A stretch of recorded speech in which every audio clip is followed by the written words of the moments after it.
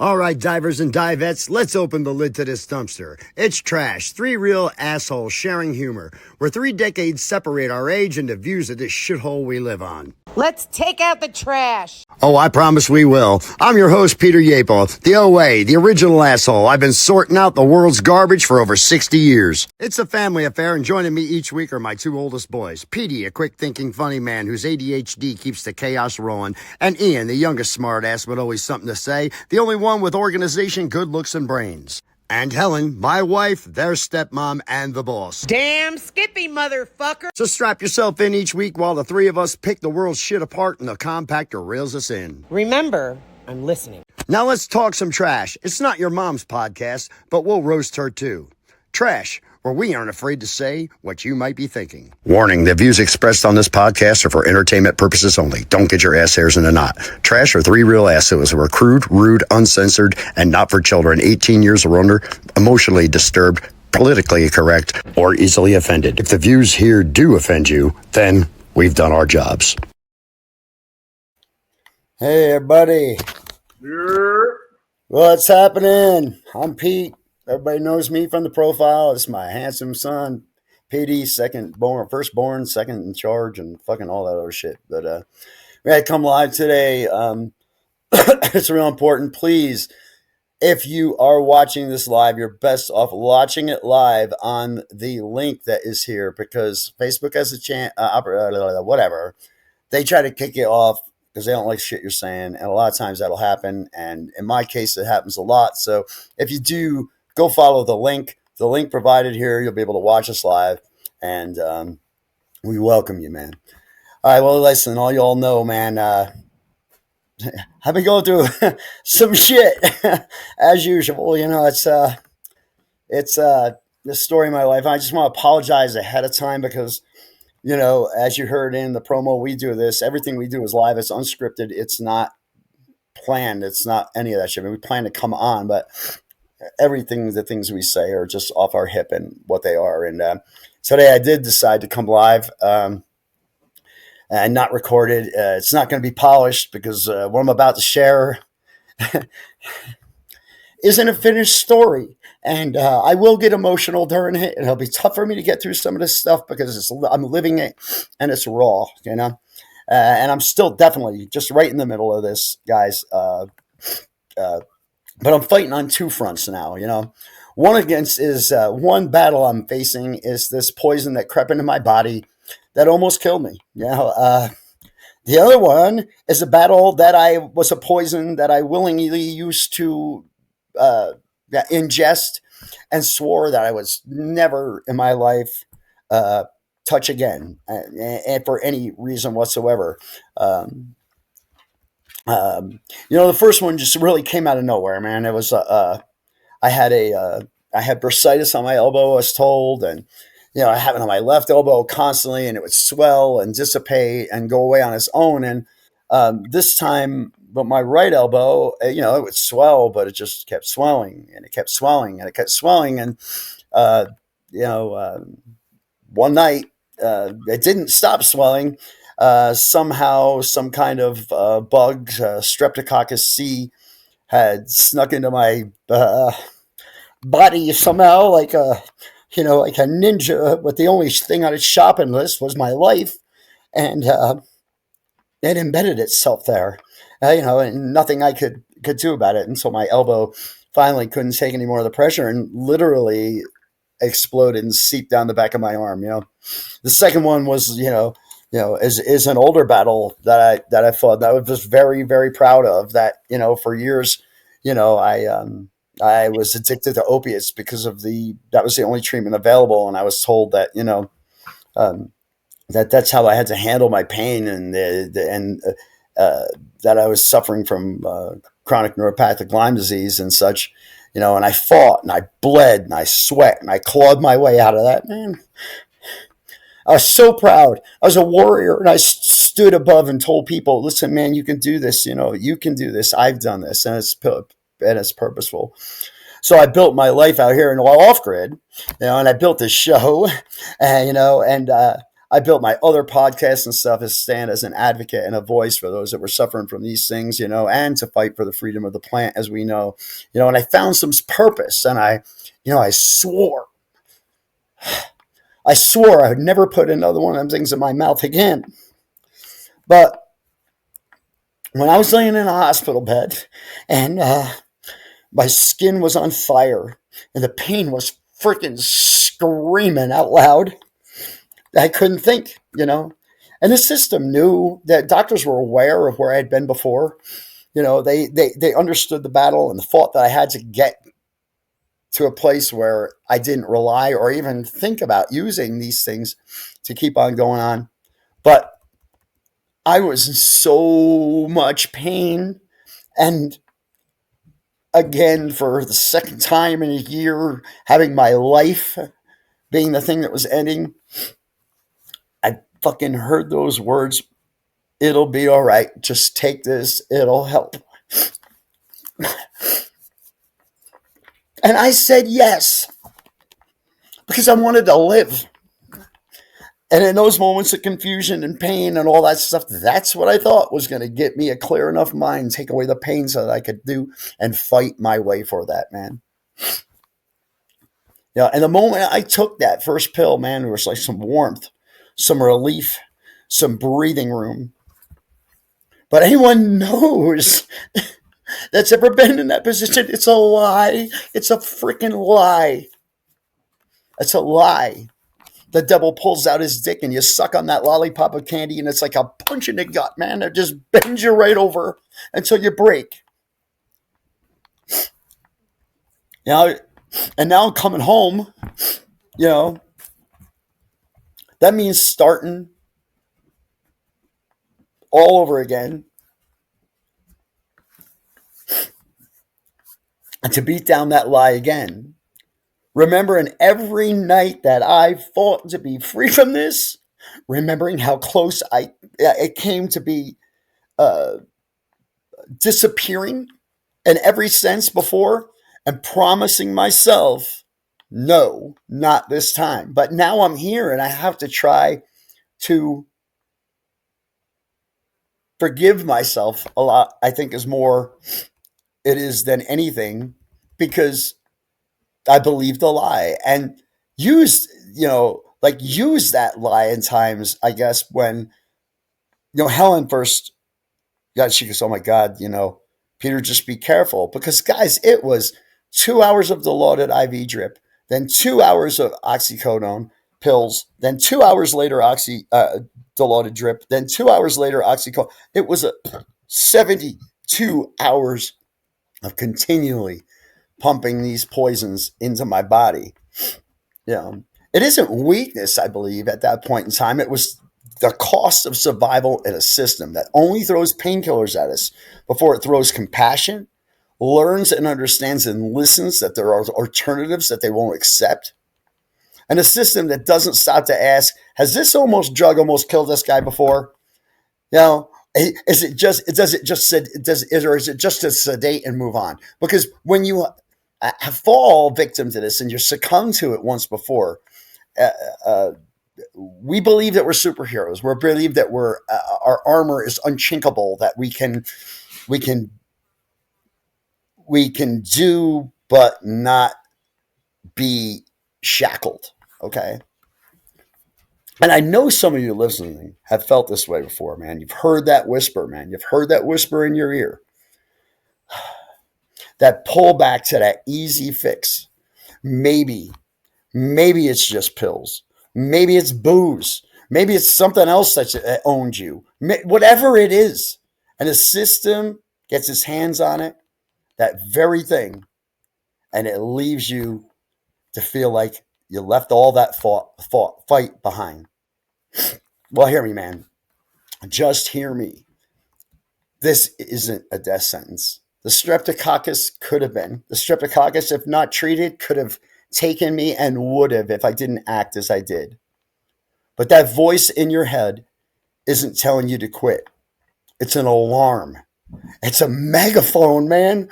It's screaming at you to remember why you left this, why you said you'd never return, why it really did no good, why it was not even a band aid, but a blindfold to what you were really going on. So remember what it cost you, man. Remember what it cost you. Stand up and just like me, man, you got this. We're not weak for feeling the pull. We're human. That's just what it is. I mean, it's something that's going to give you some solace in all that's going on at the moment. Even the strong get knocked down at our knees, guys. What matters is that we don't do what's next. We grab that branch and we ride that stream thinking, oh, this is the way to do it. What we need to do is grab a branch, ride out the rapids, crawl up to the shore, and stand up again. I'm not saying that this either, that it's okay and, that, you know, uh, we should we should not get mad at ourselves when we slip or if we slip. Gosh, I've been years free of opiates since 2014. Okay, this isn't, but that's what makes it even more painful, right? That false comfort is a lie. It's an absolute lie. Healing is hard, it's ugly, it's slow, but it's absolutely real. You can do this. I have done it. Many have. I'm not alone. Okay. I'm not the only one that does this. I'm not a god of any kind. Yeah, well, I was gonna say it's nothing to beat yourself up over either. Listen, I deal with pain, a lot. And certain times I've given, Mhm. use an opiate, you use alcohol, whatever. But you know, in the end, your body's gonna, whether you're high or not, your body's gonna do what it does, right? You're gonna be in some kind of pain. You're gonna be thinking about it the whole time anyway, right? So like, Right. I can't do the pain meds because when I do it, it makes me like it makes me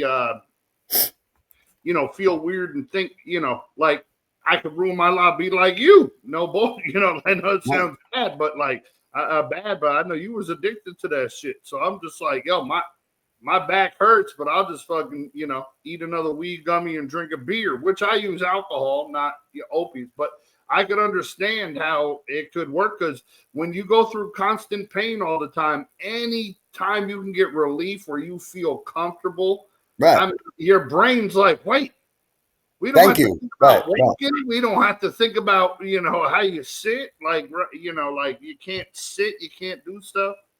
But But, every time you put that away, though, man, like every time that you put it away, every time that you choose it and then you put it away, you prove that survival's possible, man. And so if you're hearing this, man, like either what PD goes through and what I do or what I'm going through, man, understand this, man.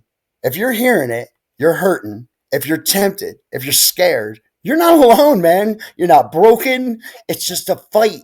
And you've proven before and you can prove it again that you could win, man. You honestly can. I'm telling you for the longest, I got a lot of bad. I was supposed to have my knee replaced and my hip replaced in December.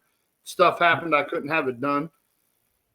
But and I was working in the pizza place. Well, I went back to working a physical job again. So I have to pull pallets. I'm pulling stuff. I'm doing stuff that when you need a hip replacement and a knee replacement, you shouldn't do. But my body feels better on a daily basis because I push it. Right.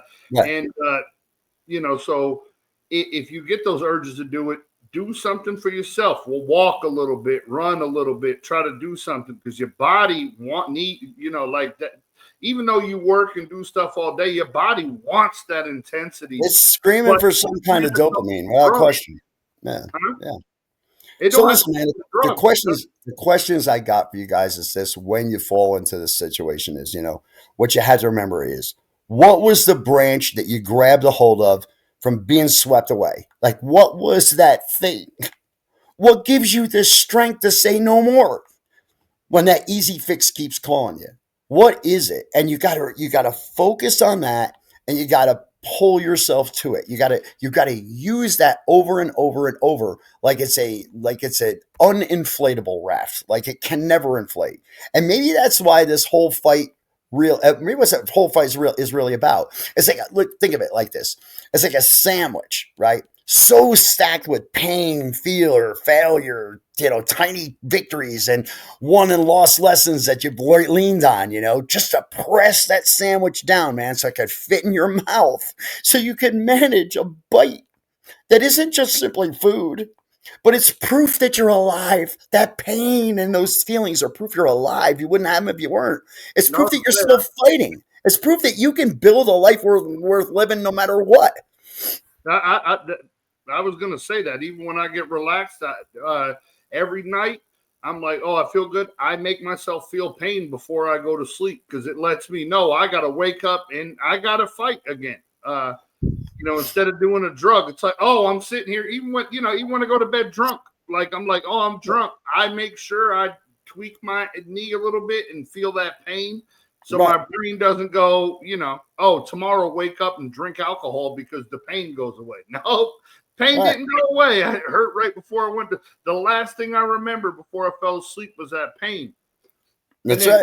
I'm stubborn. So when I could beat the pain sober, I'm like, yo, amen. They got shit on me. I could beat you know what I mean? Like, that's right. Hey, just listen, right, Petey? Like, it's messy, right? It's heavy sometimes. Sometimes you drop half that sandwich, but you pick that fucker back up. Right. And every bite you get down is a fuel for the next step. And that's how we survive. That's how we build life. That's what we can be proud of, man. I tell people all the time, when you drop your cell phone and the screen breaks, you don't fucking stop the phone and break it. You pick it up, dust it off, and you got to keep doing. You don't just fucking throw the phone directly in the garbage. You got to, if you got text and you got to do what you got to do. That's right. Hey, so listen, that's like, so remember this part. Right. So remember that part of it. Remember the part of it that is this, right? Even the most polished, beautiful, celebrated ship of all time can go down if they don't respect that icebergs are hiding just below that surface, man. And one small crack, man, will send you to the unsinkable bottom. There's no doubt about that. So it doesn't make you a failure. Everybody in some way, shape, or form has a nemesis of sorts, I guess. And that's not even to say what's going on with all of this here still, because people say, oh, well, but look at the size of my hand and my wrist and my arm still. I'm still all inflamed up in here. And that was the point that was one of the hardest parts for me, was that, God bless Annie, man. We have a friend out here, and I won't say her full name just because I don't have permission or whatever else, but she's an ICU nurse, and not just an ICU nurse. She's just truly just a step below a doctor as far as her certificates go. And without her in a open chat between me and Helen on a constant to ask what I needed to know, what did they do here, what did they find here, specifics, not just you got streptococcus C, or what did you do? Oh, we did this. No, needed to know everything and why this wasn't reacting. So here's a little key point to you. And another thing doctors really truly have to pay attention to, and the thing that they don't pay attention to is diseases and illnesses that they have no idea, aren't aware of, aren't educated on, or whatever else. Chronic neuropathic Lyme disease. There's a medical term and a medical phenomenon that happens with people with this disease in the form that I have it. And it's a severity that I have it, that 1 in 42 people die from it. Okay. I'm just unfortunately thrown on that 1 in 42 list more than most people. But what happens is your vital signs, your testing, all of that shows normal, shows absolutely normal. Before I went into surgery, my blood pressure was perfect.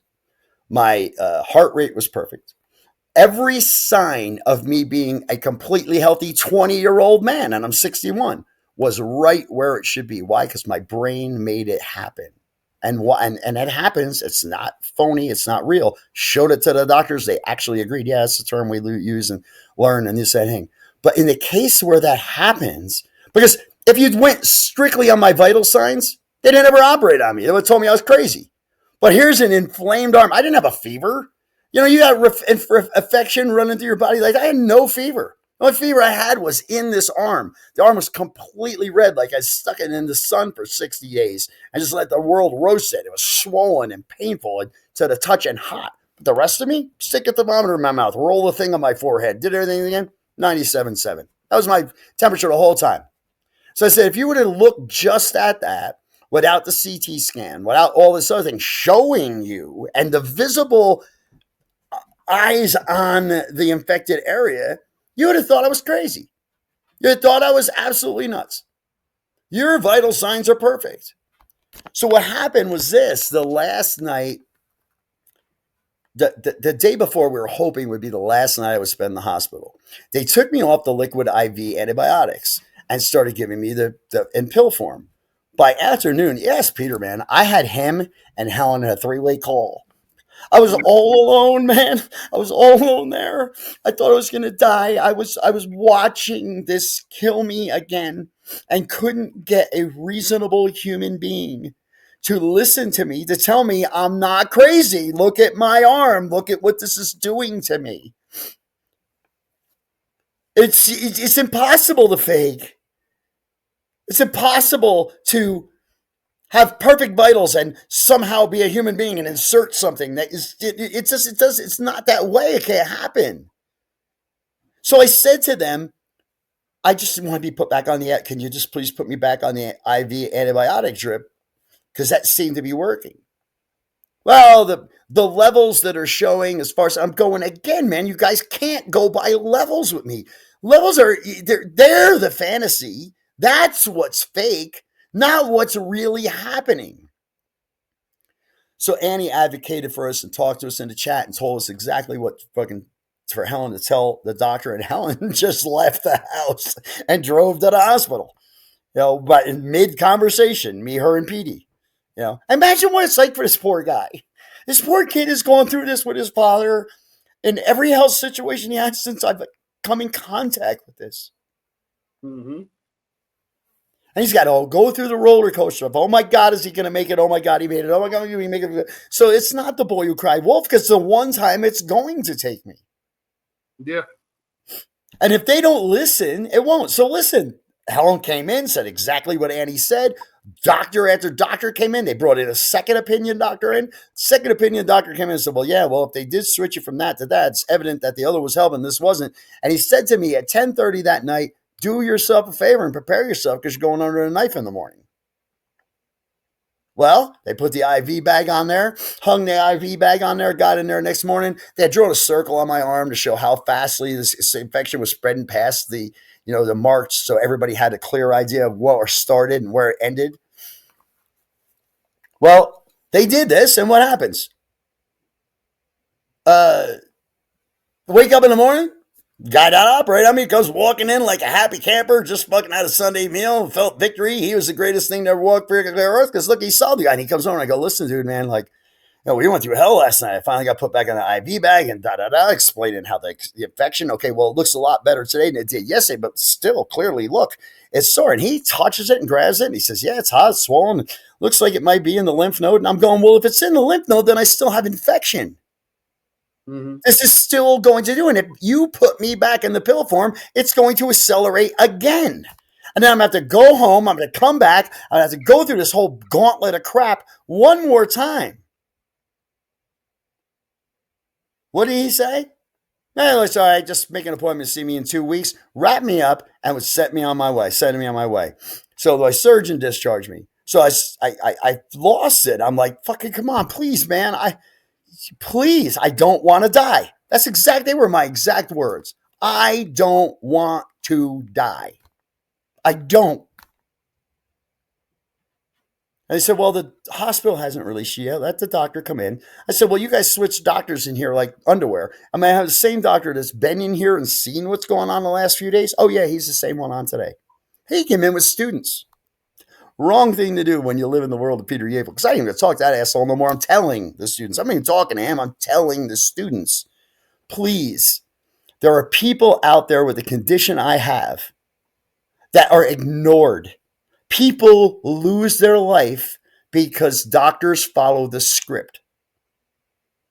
So I said to the doctor, explained to him, he looked, he said, well, yeah, it's going back to the IV did take that back down and said anything. He said, but I cannot justify keeping you here because I see this if the numbers say, I go, God damn, here we come back with this numbers again. So I'm saying, you're going to tell me, and I look right at the kids, you hear him telling me that he physically sees this is harming me and is adverse to my health. And I wasn't asking her to stay on anything but the liquid antibiotic. I haven't asked for a drug. You came and administered them. I could have refused them, but I was in pain. But I never asked for them. I asked for liquid antibiotics. That's what I asked for because they were helping.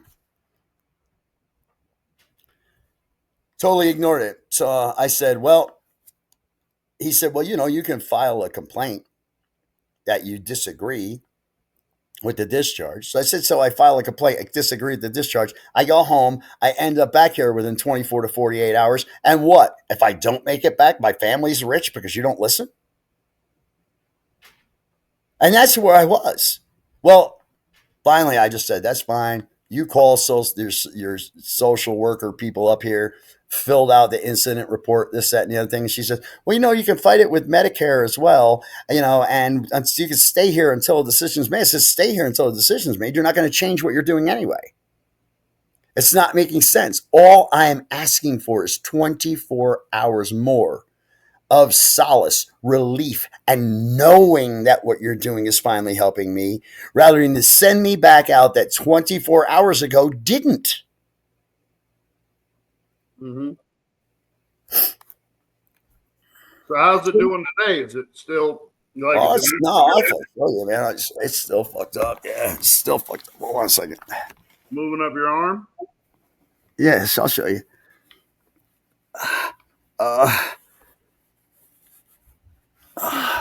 Yeah, it's deformed the shit out of my bicep and everything. Like, at the moment, you can see. Oh, yeah. You see all the redness and see it protruding outside of the boxes.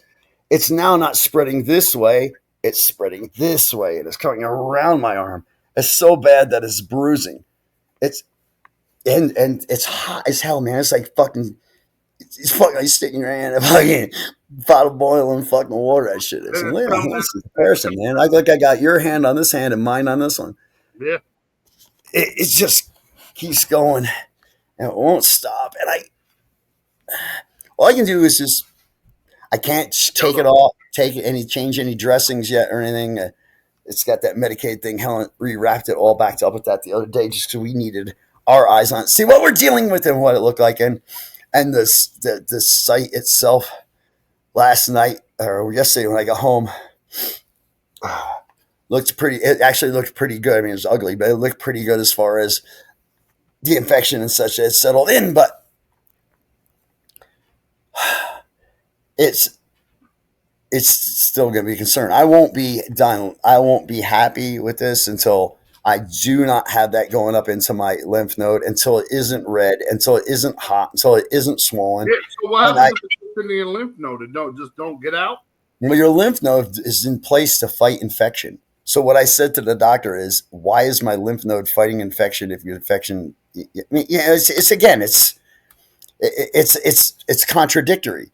Oh, well, no, don't worry about it. Well, there is an infection. Obviously, my body's telling you when there's an infection. So, yeah, so let's just hope, I'm praying, because I know for a fact that if we didn't do that bag of hung antibiotics, I'd have been in surgery that next morning. It woke me up. If I didn't wake them up at 2 and 3 o'clock in the morning, because of how fast it was progressing and swelling. So I couldn't keep my arm even near myself. My arm was off to the side. There was so much swelling underneath my armpit. Was terrible at the moment. I mean, at that moment. And if I would have let it go and they didn't switch it, dude, I'd have fucking been waking them up. They'd have been rushing me in. And if they'd been rushing me in, that'd have been the end of it. I mean, they dug in, man, in this thing, man. Bone spurs, man, the infection was in the joints. There was gases in the joints and whatever, and they had to release all those and everything. It was terrible, man, dude. And this happened like that. I mean, it was like, it was like that. Because that bursitis was just like any other bursitis I had for the longest time, except for those 3 days, that it inflamed the way it did. If I hit it on, bumped it up against something or something, I feel it. I go, fuck. I got to pull my shirt off. It get hung up, and it was an aggravation. But I was able to work and do things and not have any problem or whatever else. No cuts, No scrapes, no holes, no punctures, no nothing. Somehow that Streptococcus C got in there and then just multiplied like it was fucking doodle. It says like it was on a fucking a free open border, man. 26 million fucking immigrants of all nations and sizes just trying to rush through without anybody impeding them. And that's what kind of pretty much what happened. Um, but my struggle again is like I said, I got up this morning. Helen's at work. Dino's staying here. He's at work too. You know, the dogs were all happy to see me, which I was glad. But they were paying my ass because I'd been gone, and they all want 6 seconds of dad's attention and whatever else. But I finally sat down after they calmed down. I'm sitting here, and I don't even know if I've had a cup of coffee today. But I said, all right, well, I got to take my antibiotic, and I got to take my. They give me a probiotic to go along with the antibiotic because antibiotics are like real rough on your gut. Mm-hmm. So I agreed to take them, even though I don't like to take them. I still agreed to take all of that. But then, I mean, it's fucking pain, man. I woke up, my fucking arms throbbing, my neck's throbbing, my fucking hand pounding. And I'm looking at him going, thank God I got FICO, thank God I got my medicine, And I went and took that. But dude, it's so intense. Like, I'm like thinking to myself, well, you've got, your little happy pills over there they gave you or whatever else. But as I was sitting there, I eat a lot of watermelon when I'm home. Watermelon's like my thing. And I was eating watermelon, and I'm going, man, I kind of feel nuts. I started feeling all of those symptoms of withdrawal that I had felt, in the past. All of it came back to me, and it mentally fucking gave me a mind fucking, like it totally screwed me up. Yeah, it would. And because I'm like, oh my God, no, no, it's been over a decade. What the hell is going on here, And I really got in my head that as I'm sitting here, there, at least in the hospital, there's beeps, beep, beep, blip, blip, fucking people screaming in the hallway, doctors walking around, running through. Man, it was silent here. And I live 10 miles off grid, y'all. It's silent no matter what. And all I had was this quiet, this pain, and then the guilt that I posed upon myself, Yeah. So I'm going to tell you what I wrote something to Helen this morning. I wrote to her. That's the wrong one. I wrote.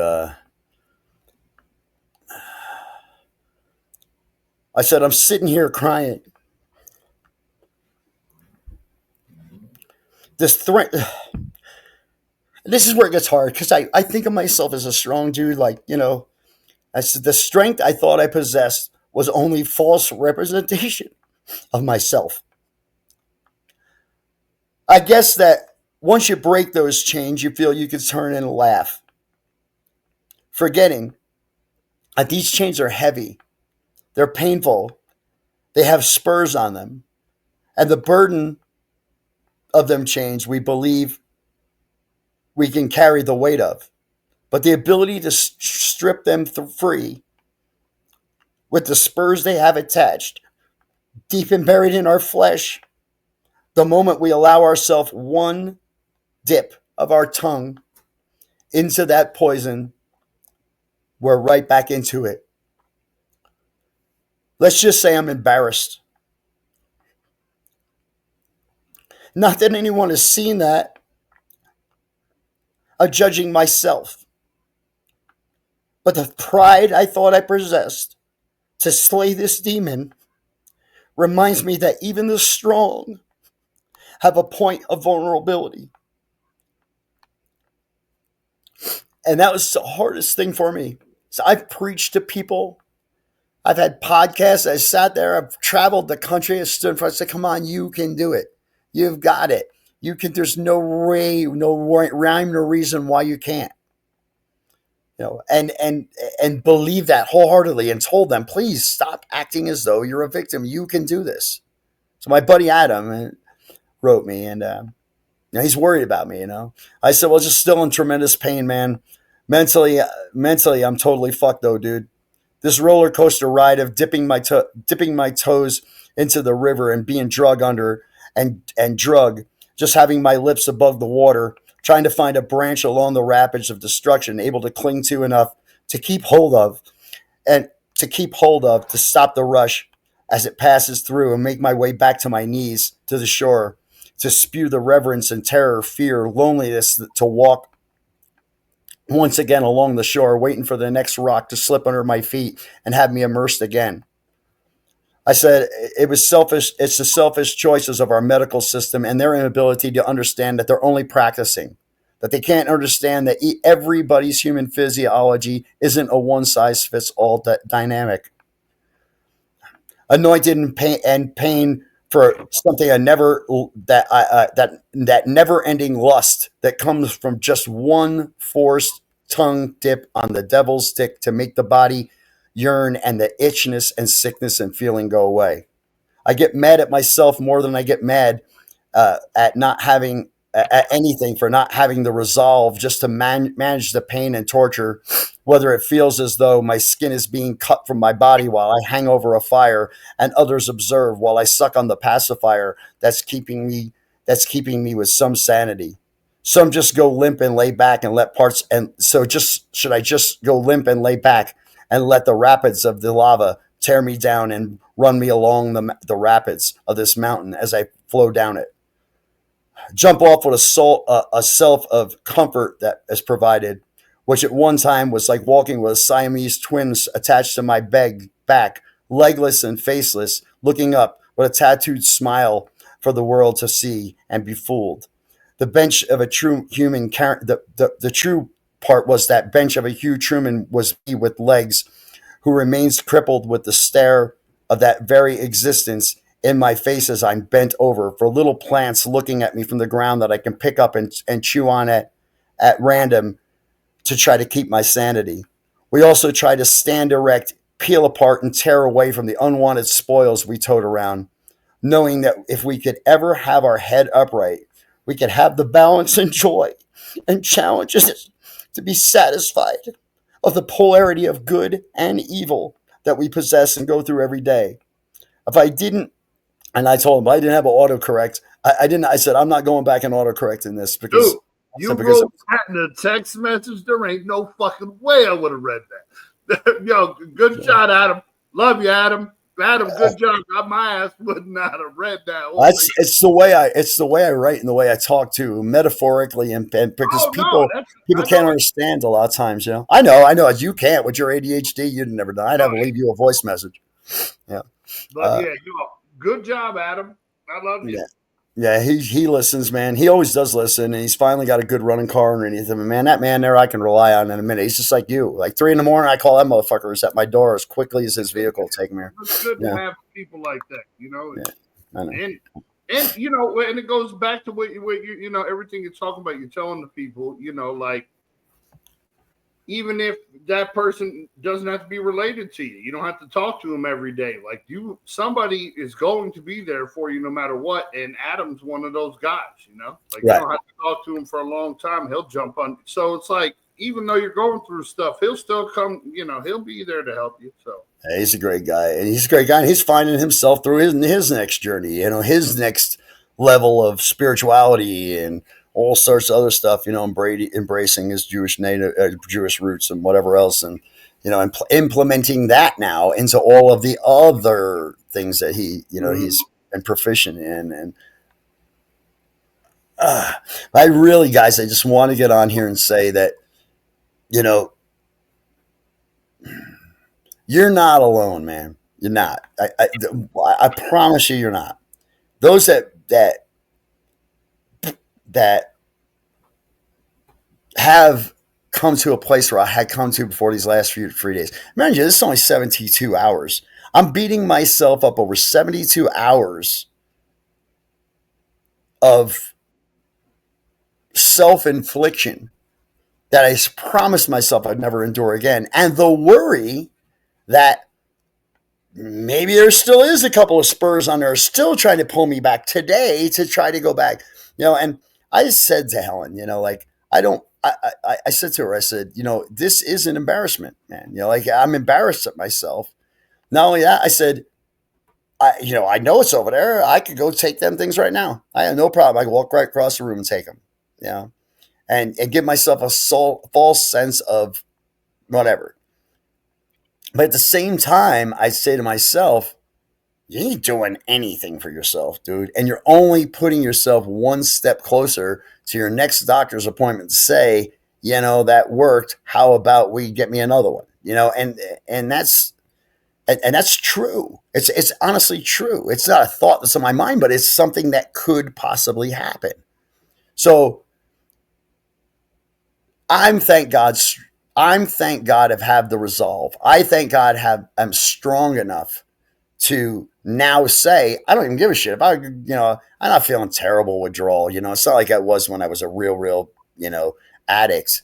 But after 72 hours of 2 hours, they would start dilaudid, push right into my IV, liquid dilaudid. 2 hours later, oxycodone, boom, boom, boom, pills.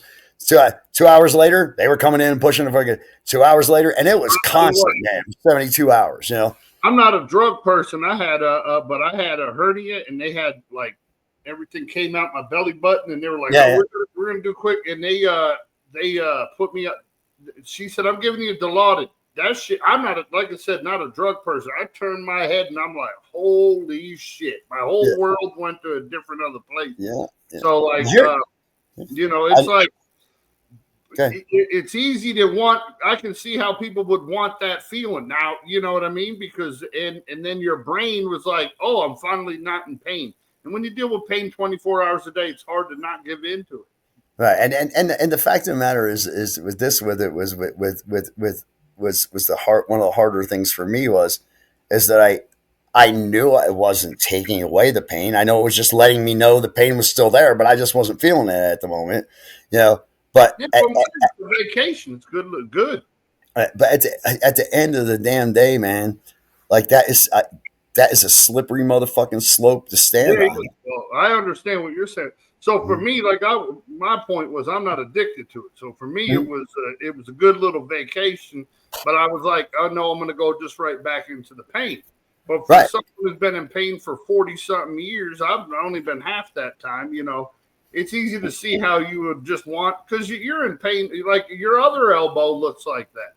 Still like that, yeah. It's not as big today. It's not as big as everything's fucking over here in this motherfucker. I know. But it's so it's you're dealing with stuff all the time. So when you can't beat yourself up. You did it, and the important thing is you don't do it again. You know what I mean? Right. I know that. But I just sit back and say to myself, other people aren't that lucky. Other people don't have that. Other people, they will take it that one time, and oh my god, they're right back to it. You know what I mean? Yeah, you got it. Well, and that's why it's important to do stuff like this. You're talking about it. You talk about it to people, and it'll help you. And anytime you're thinking about it, somebody's going to message you, tell you to stop. Don't worry about it. And that's what you need in life too. You need support. We all worry about watching something once in a while. Just throw a hey, I hope you're doing good every once in a while because you're already on social media. You see something, and that's a text message, right? Just as much of a drug. Somebody telling you, you got this, and good job today, and hope you're doing well. No matter who it is, shit, you can get a how you doing today from your enemies, and it's like, that was kind of good to get a how you doing? Exactly. And even if you don't ever become like friends or whatever else again, at least people know that, listen, you had some kind of impact in some way, shape, or form in my life, and I'm just making sure you're you're doing okay. It's just one of those things. I think though that we had to. You had to remember where you were, and you had to remember where you ended up. You know what I mean? And then you had to remember, what I almost lost. Shit, I almost lost everything in my life so many times, and my life so many times. How many times I overdosed? Good Lord! I mean, like, yeah, it's countless, man. How many times I was probably dead on your Aunt Lisa's couch, and finally was able to grasp life back and pull myself back. But it's and again, it's just another thing that we had to remember. I think in this fight that we have here is that we have to, as people, especially if we know,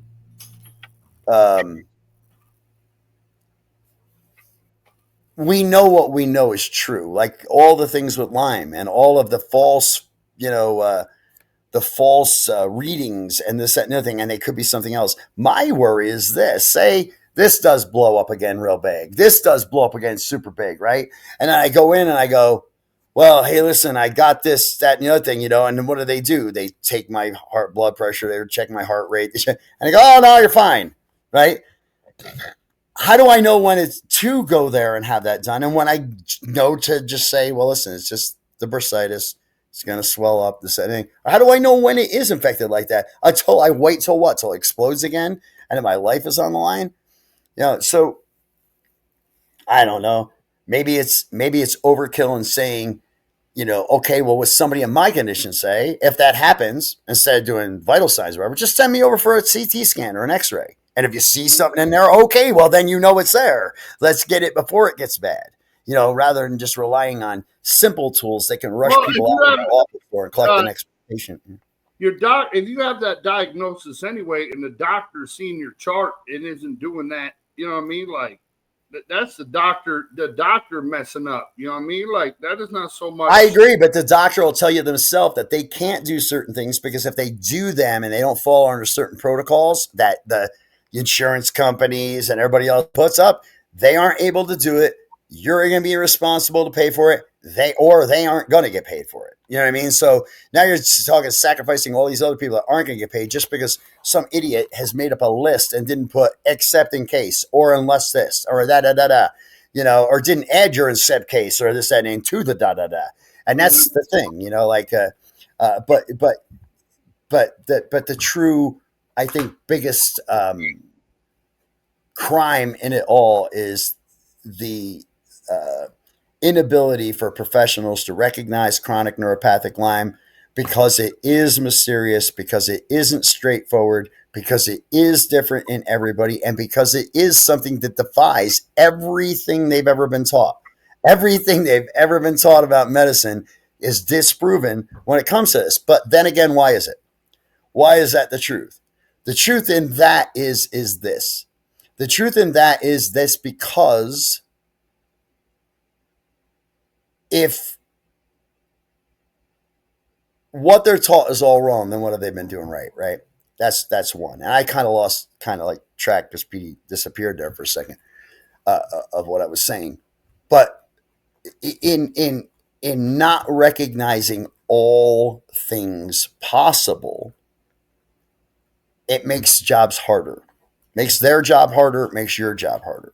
But once you're diagnosed with something like this, it should be pretty simple to understand and see that these cases can happen. Whew. I've been live for about 47 minutes now. I have no idea. I'm just in my studio. Don't know who saw it, who listened to it, who didn't listen to it. But what I am saying is this. Life throws us challenges. Science isn't perfect. And instances of those things that are against principle thought or what is already been somehow proven in a way to be effective is not effective with everyone. There are not two physiological species people on this planet, even identical twins, that are exactly alike physiologically. Something will happen to one will react differently than another. Please, don't ignore that one person that might be different than you. If you've got battles that you need to fight, you need to stand behind people. If evidence is there, evidence needs to be examined. And if someone's life is on the line, you should do it with the most complete intensity that a human being has and can offer. I'm Pete Yapel. I'm the original asshole on this show. Thank you to my son for joining me. Blessings to my family, my friends, everybody that took even a second to hit a like button, a cry button, or a heart button on the post about what I've been going through. The battle is on more than one front, unfortunately for me. I am a man of pride, and that's why this affects me as deeply as it is. But if you take any example from me in any way, shape, or form, and I'm not someone to emulate, I promise y'all. But if you do, take the wherewithal to fight. Take the wherewithal to not give in, and take the wherewithal to not just accept answers given to you. Take the strength you have to get out of bed every day and focus that in a direction where it's going to not only help you, it's going to help someone else. With that being said, have a great day, guys. Peace to y'all. Hope you got a little bit of something to this, or understand maybe just a little bit about what goes on that might not be as common to us, but is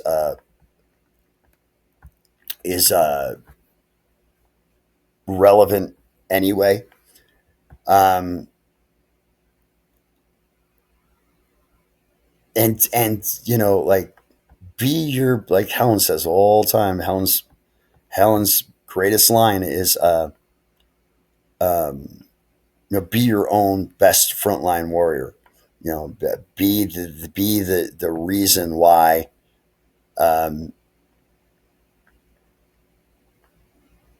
you be the reason why you ask others to believe or understand you. You know, be that shining star that says that. Okay, because otherwise people aren't going to believe you. They're just going to think you're out for one way, shape, or form, looking for something else. All right, y'all. My name's Pete. This has been a special edition of Trash. We've got a new blog that's coming out that's called Point Blank, and this is part of that. It's just going to be short videos. This isn't going to be live videos like this. It'll be like a vlog that asks questions and points out things that you know, people really need to pay attention to and do it. But that's it for today. Hope you join us on our regular. Don't forget to visit our website. Peace. 5, 4, 3, 2, 1. All right, another week of trash is to the curb, ready for pickup. Every week is a family affair with your hosts, Pete Sr., DOA, original asshole, 60 years of collecting trash. Peter Jr., 41 years of recycling this crap. And Ian, keeping it all glued together and representing the 30-year-old. And Helen, at the ripe age of, well, somewhere in between me and Pete. Lord, that was a good save. See you next week for some more raw, unscripted, uncensored trash talking about the crap that goes on in this. Don't forget, visit our webpage, dettrash.info. And email us, you chicken shit. We want to hear what trash really bothers you. So let's turn it over to our security team, our 4 German Shepherds who guard this dump. So until next week, let's keep it raw, keep it real, and always keep it trashy. God damn, who left Petey in the control room? Warning, the views expressed on this podcast are for entertainment purposes only. Don't get your ass hairs in a knot. Trash are 3 real assholes who are crude, rude, uncensored, and not for children 18 years or under, emotionally disturbed, politically correct, or easily offended. If the views here do offend you, then we've done our jobs.